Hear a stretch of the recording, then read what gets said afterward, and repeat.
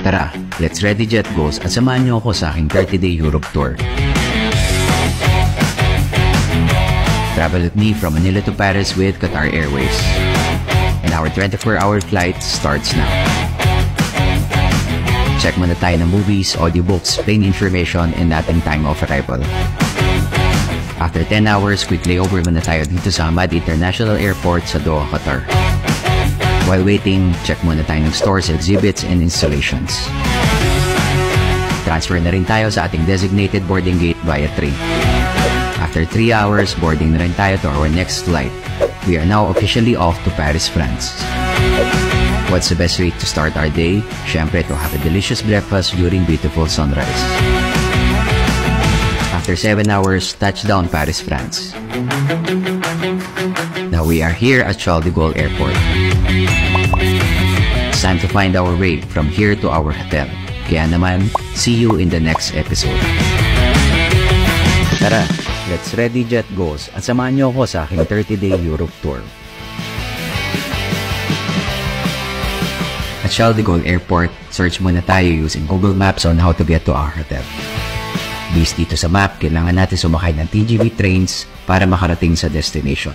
Mula dito sa airport, 1-minute walk muna tayo going to Terminal 1, and then from Terminal 1, sasakay tayo ng train going to Terminal 3, which is 2 stops lang. Pagdating sa Terminal 3, we need to buy a train ticket for €30 or almost 1,800 pesos. Make sure na may lower denominations kayo or pwede ring credit card para less hassle. After 11 stations, we have to change platform and ride the metro going to École Militaire, which is our last stop. Dito na tayo, it's time to find our hotel. And after 1.5 hours from airport, finally we are here now at Hotel des Cercles, located at the heart of Paris. Finally, it's second time. Alamin naman natin ang hotel features dito. See you again in the next episode.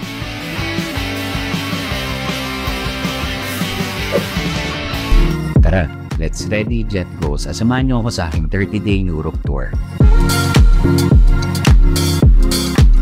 We're now here at the Hotel des Cercles, located at the heart of Paris. This will be our home for the next 3 days and 2 nights. And now let's check our room.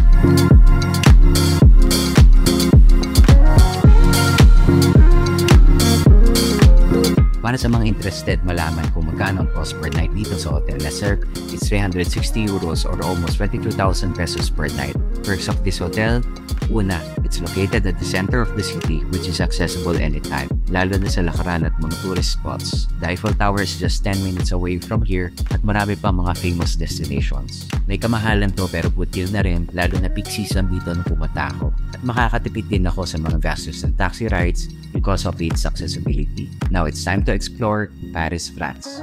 Kaya naman, see you in the next episode.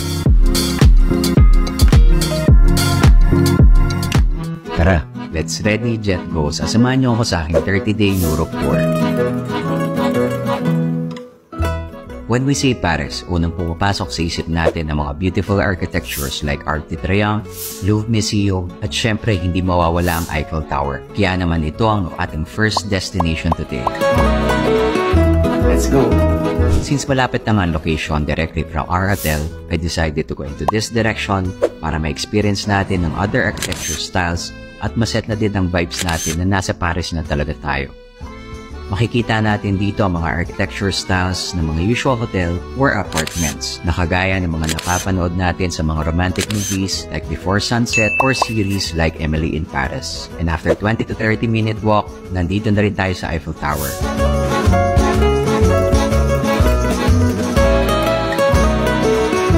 Saan nga ba ang mga perfect spots dito para kumuha ng pictures? Yan ang ating alamin. Kaya naman, see you in the next episode.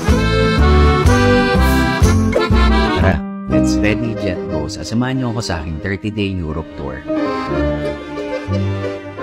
After 24-hour travel and 20-minute walk from our hotel, finally, nandito na rin tayo sa famous Eiffel Tower dito sa Paris, France. Iba din pala ang feeling na nandito ka na. Until now, hindi pa rin ako makapaniwala na ma-experience ko ang one of the most recognizable monument in the world and also known as the Iron Lady. Join me as we explore the best and Instagrammable spots here at Eiffel Tower. Here are some of the picture spots. First, around the vicinity of Eiffel Tower. Spot number 2, under the bridge.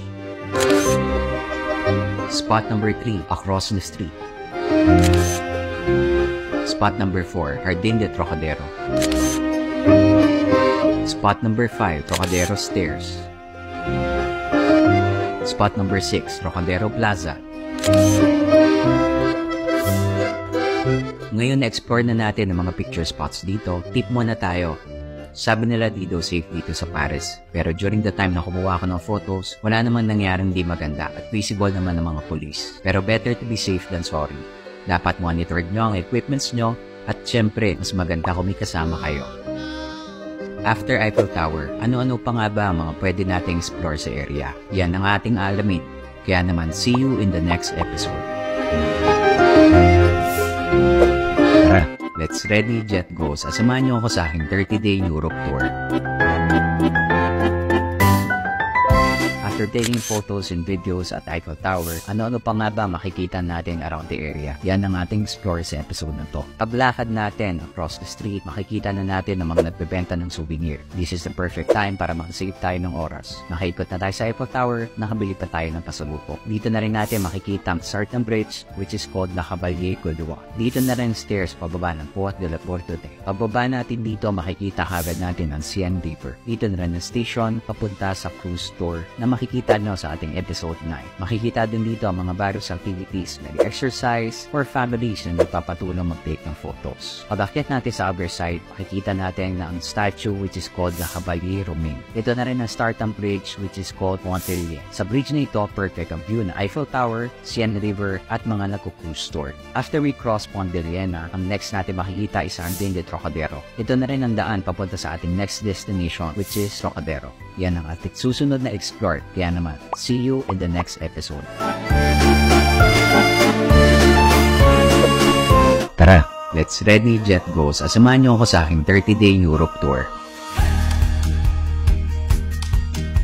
After exploring Eiffel Tower, ang next destination natin ay Trocadero. Trocadero is just 10-minute walk across Eiffel Tower. From Eiffel Tower, we need to pass Pont de Iéna and go through Jardín de Trocadero. Sa dulo nito, makikita natin agad ang famous spot na Trocadero Stairs. Pagdaan natin dito, di natin pinalagpas mag-take ng photos and syempre videos. Ngayon nakarating na tayo dito sa Trocadero. Ano-ano nga ba pwede natin makita dito?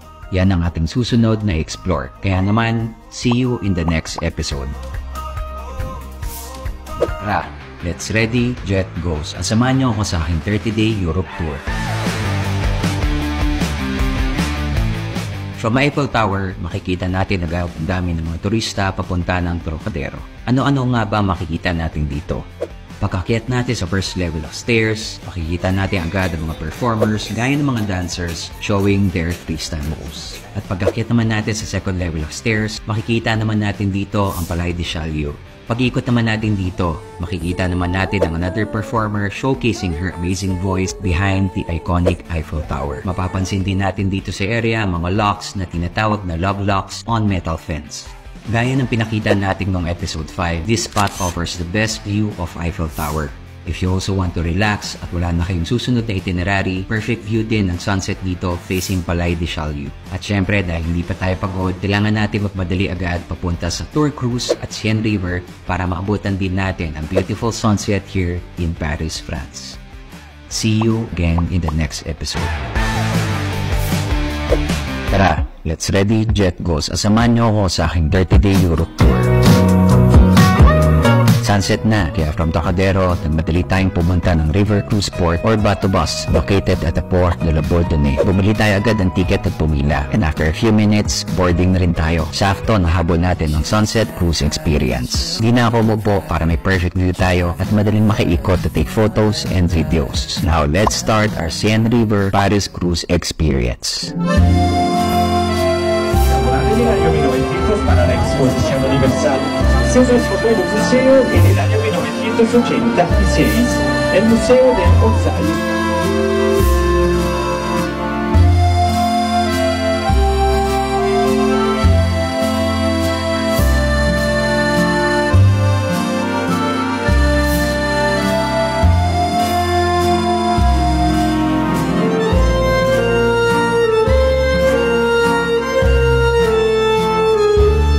Trivia. trivia. Alam niyo ba na may old tradition dito sa Paris? Kapag dumaan ka sa anything enclosed, gaya nito, under the bridge, pwede ka mag-wish at halikan ng kasama mo. Kaya wala tayo kasama, and focus na lang sa view. Anyway, kaya pala City of Love kasi romantic naman talaga dito sa Paris. After an hour, pabalik na rin tayo. Sakto, we're going to experience Eiffel Tower at night. See you again in the next episode. After an hour of unique and memorable Seine River cruise tour experience, sakto, around 10 PM na dito at may ilaw na rin ang Eiffel Tower. Ano naman kaya mga pwede natin gawin dito during Eiffel Tower at night? Bago tayo bumaba ng boat dito sa Port de la Bourdonnais, let's take some photos and videos of this iconic view again. After taking photos and videos dito around the area ng port, medyo nagutom yata ako, kaya kain muna tayo ng beef barbecue sausage. Habang kumakain tayo, sumakto naman, umiilaw ang Eiffel Tower at night. Explore natin uli ang side streets ng Eiffel Tower. Ginagabi na rin, kailangan na natin umuwi.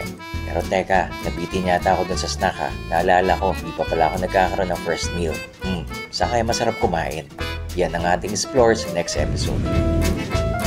Ginagabi na rin, and after the entire 12 hour of our Paris Day 1 experience, sobrang nakakagutom, kaya naman hanap tayo ng ating first meal of the day. Based dito sa map, ang pinakamalapit dito na nakita natin sa Eiffel Tower ay ang Le Champ de Mars. Sabi dito, kilala daw sila for drinks and steaks. Kaya naman hindi na ako nag-isip at ito na rin ang ating mga in-order.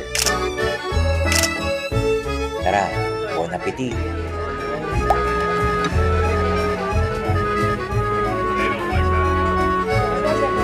Overall, okay ang aking first restaurant experience dito sa Paris. Lahat ng elements ng complete local experience nandito na. Good food, people, and also yung ambience. Okay, bukas na ulit. Saan naman kaya tayo mapapadpad dito sa ating Day 2 Paris Ready Jet Goes experience? Yan ang ating paplanuhin, kaya see you in the next episode.